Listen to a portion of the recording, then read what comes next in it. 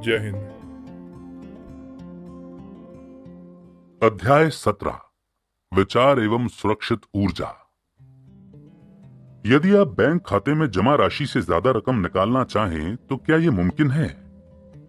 नियमों के अनुसार रकम से ज्यादा राशि के चेक को खारिज कर दिया जाएगा, लेकिन यदि बैंक के साथ आपके संबंध घनिष्ठ हैं तो शायद आपका चेक खारिज नहीं किया जाएगा और चेक की रकम का भुगतान करने के बाद बाकी राशि अदा करने के लिए सूचित किया जाएगा। आपसी संबंधों में पसंद नापसंद का इस्तेमाल किया जा सकता है, लेकिन याद रखें, प्रकृति की कोई पसंद नापसंद नहीं होती, अतः प्रकृति से कुछ उधार नहीं मिलता। प्रकृति ईंधन से भरी टंकी की तरह करुणा रहित होती है।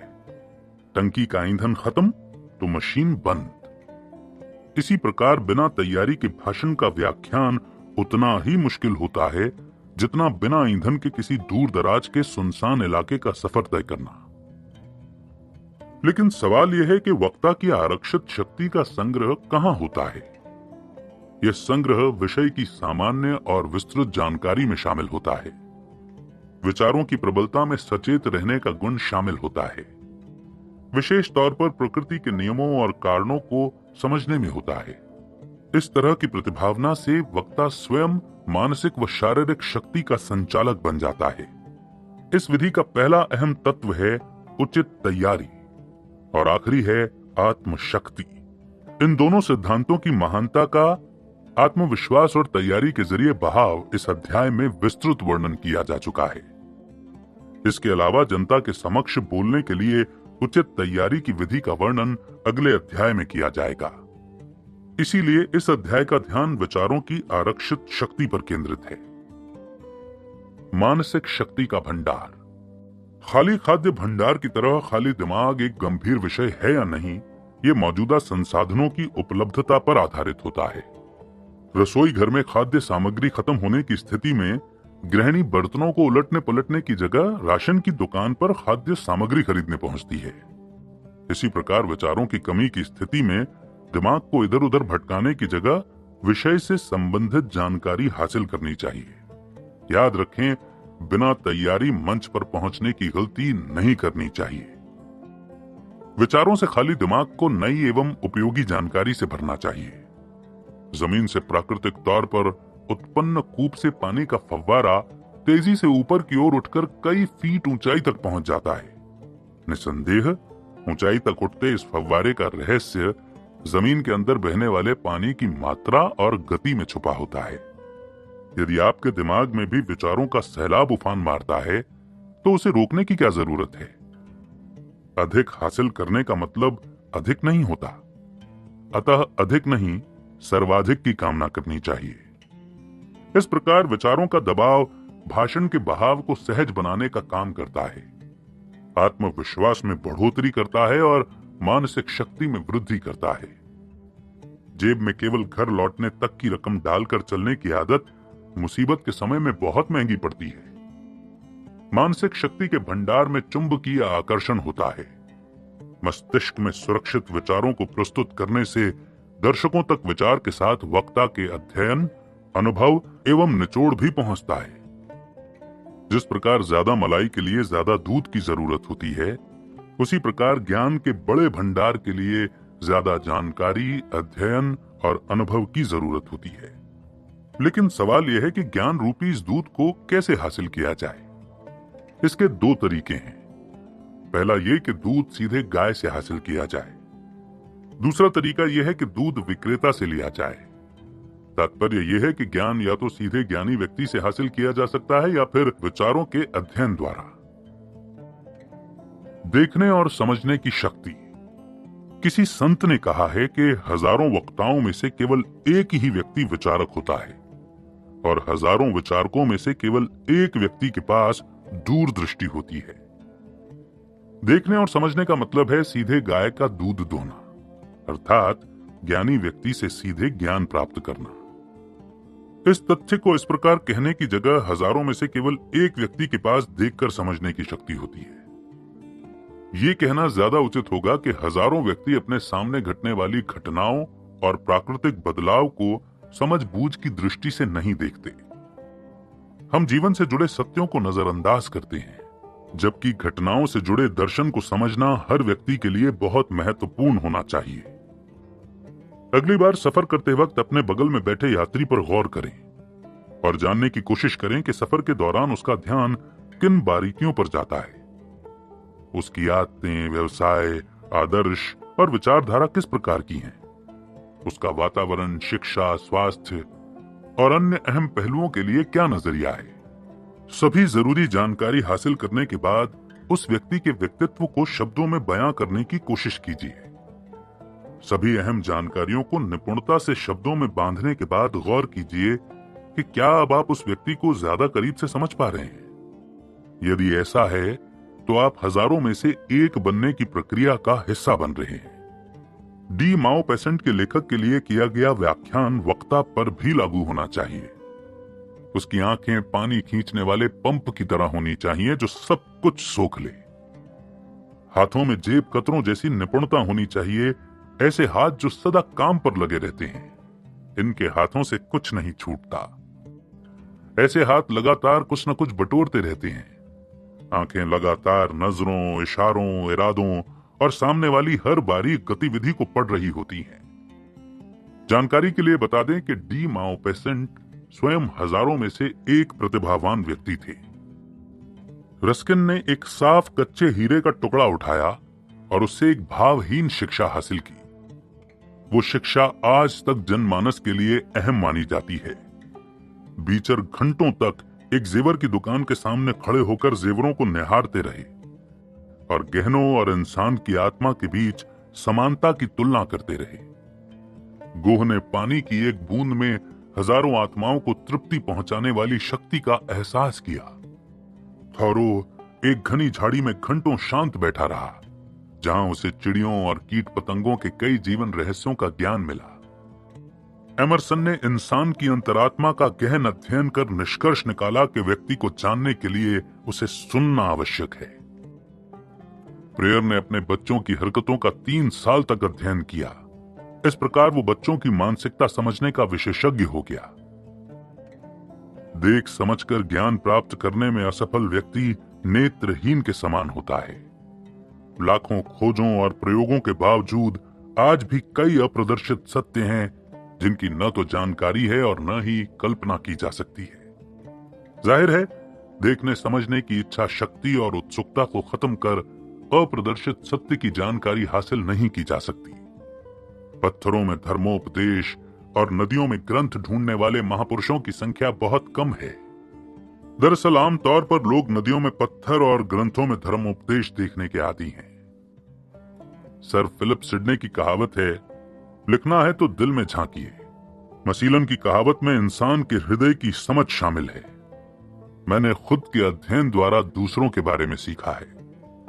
बायरन ने कहा कि खुद के दिमाग को पढ़कर और समझकर ही मैं इंसान की फितरत को बारीकी से समझ पाया। विचारक मस्तिष्क। सोचना तथ्यों को समझने का अंकगणित है।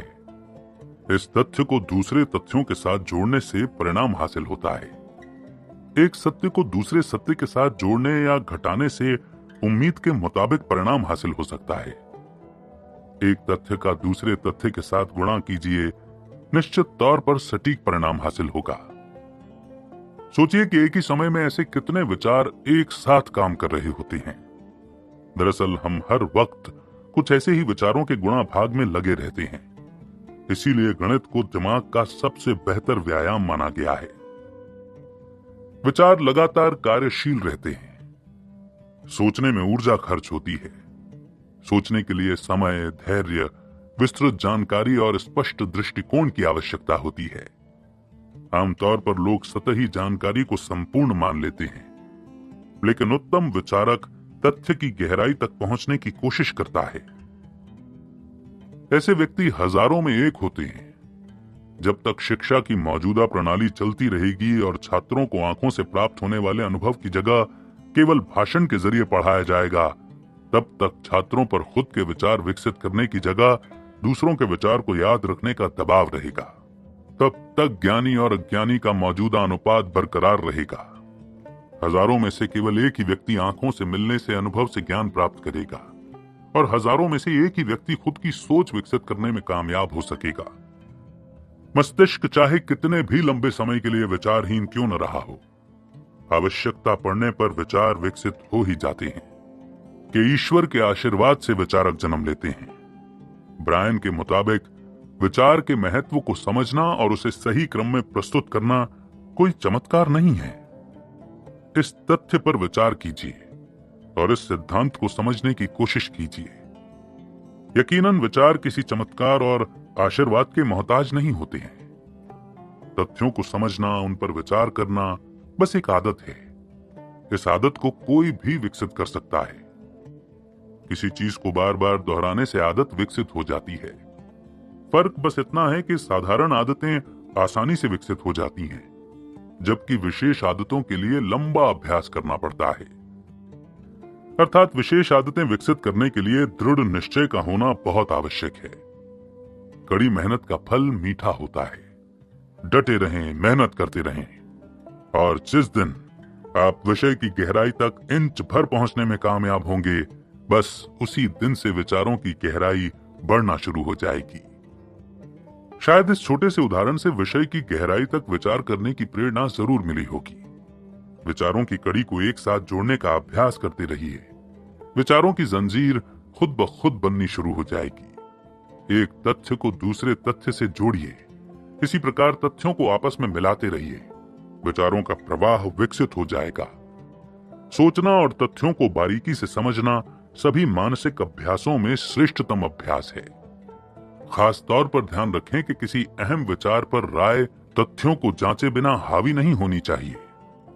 विचार जहां एक तरफ शक्ति प्रदान करते हैं, वहीं शक्ति का सुरक्षित रूप से संचय भी करते हैं। किसी लेखक ने विचार और ज्ञान के बीच संबंध को कुछ इस तरह से सामान्य पंक्तियों में समझाया है।